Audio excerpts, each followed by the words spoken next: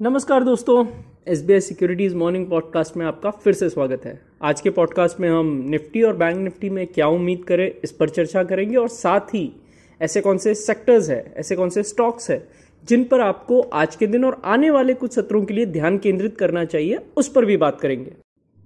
तो फ्रेंड्स, सबसे पहले अगर प्राइस एक्शन पर्सपेक्टिव से बाजार को समझे तो वेडनेसडे को गैप अप ओपनिंग के बाद निफ्टी ने बहुप्रतीक्षित यूएस सीपीआई नंबरों की जो एक प्रत्याशा में पूरे सत्र में एक सीमित ट्रेडिंग रेंज में ही कारोबार किया। निफ्टी साथ ही बैंक निफ्टी ने सत्र को तकरीबन 0.5% यानी आधे प्रतिशत की सकारात्मक गेंस के साथ समाप्त किया। सेक्टोरियल इंडाइसेस देखें तो Nifty metals, oil and gas, PSU जो पीएसयू बैंक है, सूचकांक जो है वो सबसे अच्छा प्रदर्शन करने वाले सेक्टर्स बनकर उभरे, जबकि फार्मा ने दिन के लिए खराब प्रदर्शन का ही अनुभव किया। तो रिलेटिवली फार्मा यहाँ पे कमजोर नजर आया बुधवार के दिन। वैश्विक बाजार के दृष्टिकोण से फ्रेंड्स देखें तो यूएस सीपीआई डेटा ने मार्च के लिए जो इकोनॉमिस्ट है उनके पूर्व अनुमानों से अधिक मुद्रास्फीति संख्याओं के हेडलाइन और कोर गेन्स को दोनों को दिखाया है। तीव्र मुद्रास्फीति के आंकड़े फेड रेट कटौती की जो ओवरऑल एक्सपेक्टेशन है उसमें और देरी का संकेत दे रहे हैं और इसके परिणाम स्वरूप डॉलर इंडेक्स जो है 105.35 तक जो है उसमें उछाल देखने को मिला। वहीं साथ ही 10 वर्षीय बॉन्ड यील्ड जो है वो उसमें भी एक तरह की बढ़ोतरी हमको नजर आई, जो कि 4.57 के करीब अभी चल रही है। अमेरिकी डॉलर के मजबूत होने से वैश्विक जोखिम वाली जो असेट्स है उनमें एक चिंताएं जरूर बढ़ रही है। ब्रेंट क्रूड भी 90 से $91 प्रति बैरल के हायर एलिवेटेड लेवल्स पे ट्रेड कर रहा है और यहाँ पर जो रुपया है उसमें दबाव भी उससे पड़ जाता है।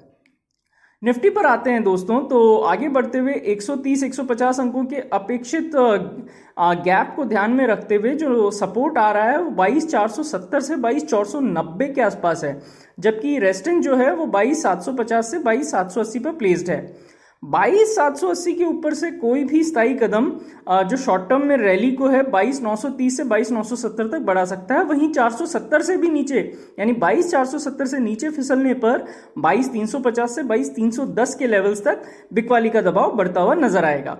ओआई डेटा को अगर हम देखें तो पीसीआर वर्तमान में 1.20 के आसपास प्लेस्ड है। 22,750, 22,800 के स्ट्राइक में कॉल राइटिंग नजर आ रही है। वहीं 22,700 और 22,500 के स्ट्राइक में सिग्निफिकेंट ओपन इंटरेस्ट पुट में बढ़ता हुआ नजर आया। तो एक रेंज में निकालूं तो 22,400 और 22,800 इस रेंज में हम निफ्टी को कारोबार करते हुए देख सकते हैं। निफ्टी के बाद बारी आती है बैंक निफ्टी की। तो बैंक निफ्टी 48,500, 48,650 इस रेंज में रखेगा अपने सपोर्ट से। जब तक ऊपर है तब तक पॉजिटिव ही इसका गति माना जाएगा और 39,200, 39,250 तक ये आगे एक्सटेंड हो सकती है। वहीं 48,500 के नीचे फिसलता है तो जरूर यहाँ पे 48,100 से 48,200 तक एक मुनाफा वसूली और तेज बिकवाली का दबाव हम देख सकेंगे। ओआई के पर्सपेक्टिव से 1.07 पर पीसीआर प्लेस्ड है और 49,000, 49,200 के स्ट्राइक में जो है कॉल में और 48,800 जो पुट है वहां पर एक सिग्निफिकेंट ओपन इंटरेस्ट का बिल्डअप नजर आया। तो एक ओवरऑल रेंज निकालता हूं मैं तो 48,600 से 49,250 का जो रेंज है वो बैंक निफ्टी में मुझे दिखाई दे रहा है। बात करते हैं फ्रेंड्स मोमेंटम में रहने वाले सेक्टर्स और स्टॉक्स की। तो ओवरऑल बाजार से आप देखेंगे तो Coal India, Hindalco, Bharti Airtel, Eicher Motor, NMDC, Concor, Petronet, Max Health Care, PNB, Cummins, ये तकनीकी मापदंडों के साथ साथ रिलेटिव स्ट्रेंथ के चार्ट पर अच्छे नजर आ रहे हैं। तो ओवरऑल इनमें स्ट्रेंथ बनी हुई है, ये वॉचलिस्ट में आपकी जरूर होनी चाहिए। बात करें एफआई डीआई डेटा की तो एफआई और डीआई दोनों ने ही कल क्रमश जो है 2778.17 और 163.36 करोड़ की खरीदारी की, यानी दोनों ही बायर्स बनकर उभरे। इंडेक्स फ्यूचर्स के लिए जो एफआई का लॉन्ग शॉर्ट रेशियो है वो मजबूत होकर फ्रेंड्स नोट कीजिएगा 58.6 पर हो गया है, क्योंकि शुद्ध आधार पर उन्होंने 47,259 इंडेक्स फ्यूचर्स खरीदे हैं। तो बहुत बड़ा इंप्रूवमेंट यहां पे नजर आ रहा है। स्टॉक वायदा के मोर्चे पर देखें तो एफआई ने 47,081 कॉन्ट्रैक्ट खरीदे हैं। वहीं ऑप्शंस के मोर्चे पर देखें तो 97,360 कॉल कॉन्ट्रैक्ट बेचे हैं और 58,356 पुट ऑप्शंस भी उन्होंने बेचे हैं फ्रेंड्स। तो इसी के साथ आज के पॉडकास्ट में बस इतना ही फ्रेंड्स। हमारे पॉडकास्ट को नियमित रूप से सुनने के लिए आपका बहुत बहुत धन्यवाद। Investment in securities market are subject to market risks. Read all the related documents carefully before investing.